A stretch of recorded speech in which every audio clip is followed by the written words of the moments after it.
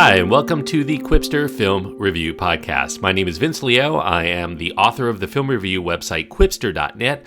I invite you to check out over 4,000 of my written reviews. You can read there anytime, Quipster.net, Quipster.net. While you're there, also check out a link to my other podcast. It's called Around the World in 80s Movies. If you love 80s movies as much as I do, you'll want to check that out. The link there is at that site.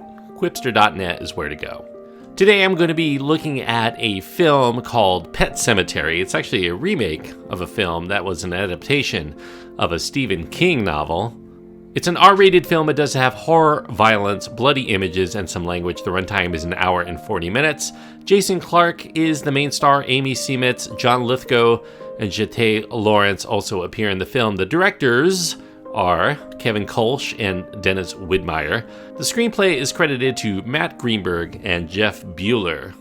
Now, as I mentioned, Pet Sematary is the second film adaptation of the Stephen King novel that was first published in 1983. It's not really radically different from the first attempt, which came out 30 years prior in 1989, which had been one of the rare times that Stephen King adapted his own work, except in this case, now it's delivered with a lot less camp and blackly comical eeriness, and there's a little bit of flipping around of the roles that occur as it nears its third act. The premise here involves a family of four who relocate from the hustle and bustle of Boston to a small town in Maine called Ludlow. They bought a wide parcel of land that includes many acres of wooded forest behind the home. It's in that forest that their daughter Ellie discovers a cemetery for beloved pets of people in the surrounding area. There's a sign at this location that is misspelled. It says Pet Sematary, but it's spelled Sematary, and that's how the title of the novel and the film get their misspelling.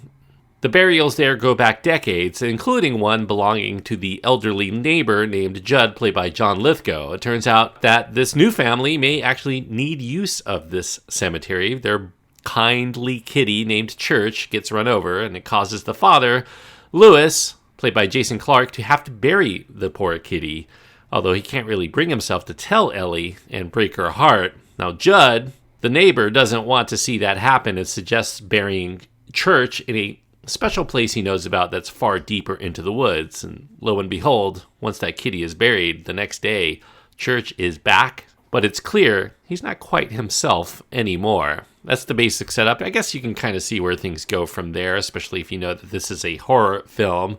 Now, this entry, as I mentioned, is co-directed by the team of Kevin Kolsch and Dennis Widmyer. And, they've done a few lower-budgeted horror films in the past that only, I think, genre aficionados may have known about. This film does rely on a few cheap jump scares, especially involving the nearby road that trucks seem to careen down at breakneck speeds at all hours of the day. That's kind of foreshadowing the tragedy that's to come. The perversity of this premise is, and probably always will be, that animals and children are put into the mix as potential victims, as well as potential perpetrators of violence.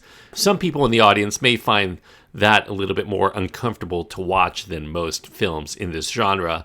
Whereas the first film tries to give a foundation for the story's nastier moments by exploring a background of grief, Kolsch and Widmyer offer a little bit less of that and more of the scares in terms of exploiting the audience's natural fear that the helpless won't escape becoming victims in this whirlpool of terror any more than the adults around them. Performances in Pet Sematary are adequate for the material, but I don't think it ever gets to the point where they sell their actions as actually believable, given the nature of the horrific events and the extremely questionable character motivations that we're asked to swallow for the sake of pushing the story forward. They don't seem to be as disturbed or horrified by the terrifying developments as you would expect from people in a similar position. They're seemingly taking reality-shattering occurrences mostly in stride, and they gloss over the heartache and the tragedy of being forced into this position of harming someone or something that they truly love beyond measure. There's something to be said here about making one's film a little too grounded before the supernatural horror takes over. We're of a mindset to start questioning the logic in ways that this iteration of Pet Sematary really just does not escape. Now, that said, the closest thing to a surprise from this film comes from Jete Laurence as a young Ellie, especially as her character begins to experience darker days. She's very good at the role once it gets into dark mode. Lithgow here is as solid as he usually is in film, but again, even an actor as skilled as Lithgow can't make us buy his conflicted reasons to which he sets the wheels in motion toward the ruin of others that he claims to care a lot about. The film does retain some of the backstory for the characters that also exists in the Stephen King novel, as well as the first adaptation, especially when it comes to the mother, Rachel, who as a young girl had to attend to her decrepit sister who was miserable and suffering from a debilitating disease that caused in Rachel great fear, especially after a tragic event occurs that causes her to live with a great deal of haunting guilt throughout the rest of her life. Unfortunately, that angle doesn't really get tied in very well with the plot that's delivered in the present day, except to give us a few moments of jump scares as Rachel hallucinates the tragedy of this key event repeatedly. There's also this subplot that involves Lewis, who's a doctor, being spoken to by a ghastly ghost who suddenly turns into some sort of narrator in his own mind. And there's really little explanation why that haunting would exist in this film beyond the fact that he's freshly deceased. I guess it does add an additional superfluous jump scare. The payoff for all of these side plot elements is really so little, it's hardly worth keeping them in the film at all, as far as I'm concerned. Now, what's really missing here from this version of Pet Sematary is a sense of either mystery or suspense. It's very obvious where things are going to go right from the outset, and the film does not offer much in the way of twists or turns within this story to keep us on edge as to how things might play out down the road, and that lack of suspense also hampers the ability to swallow some of the very dumb decisions that are made here by Lewis and Jed within the film. Although, to be fair, the screenplay by Matt Greenberg and Jeff Bueller does address this stupidity as some sort of byproduct of so-called crossing the barrier. The cursed land feeds on a person's sense of grief that makes them do things that they probably normally wouldn't do when they're in their right mind. While it is a handsome production and it's made with competence, I do think that this version of Pet Sematary, it's not as fun as the first effort, and it really doesn't stand out enough on its own to make it worth coming back to if you're familiar with the story. If you're unfamiliar, there are still perhaps too many elements that you've likely already seen and digested in other horror movies to not find the goings-on to be still predictable, so I would limit the appeal of Pet Sematary to just those slash and gash enthusiasts who love atmospheric horror movies, even if those horror movies don't give them much that's new or noteworthy to ponder from a story or cinema perspective. If you like your familiarity, this definitely gives you that in abundance. And like the resurrected pets that come back, this film looks and feels like the thing that we once loved, but something is a little off here.